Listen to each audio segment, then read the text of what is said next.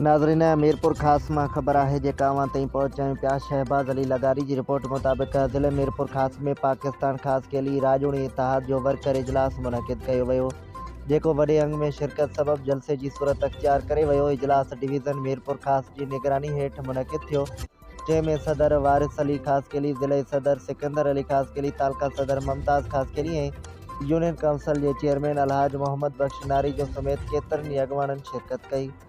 इजलास के पाकिस्तान खास के लिए राजूनी इतिहाद के चीफ सरदार गुलाम मुर्तज़ा उर्फ राजा बाबा खास के लिए खिताब किया, जैमें तंजीम के मकसदन ऐं मुस्तक़बिल के हिकमत अमली ते रोशनी विधी वई।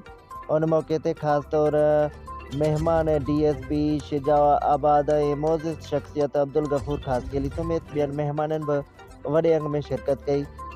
इजलास दौरान आयल मेहमाननि के सिंधी सकाफ़त की अलामत अजरक जा तोहफ़ा पेश किया विया। आखिर में सभी उहदेदारनि, वर्करनि ऐं दोस्तनि जी शिरकत ते दिल जी गहराइनि सां शुक्रियो अदा कयो वियो। ज़िला मीरपुर ख़ास पाकिस्तान ख़ास के लिए राजौनी इतिहाद पारां हिन कामयाब प्रोग्राम के इनेकाद ते सभी साथियुनि खे मुबारकबाद पेश कई वई।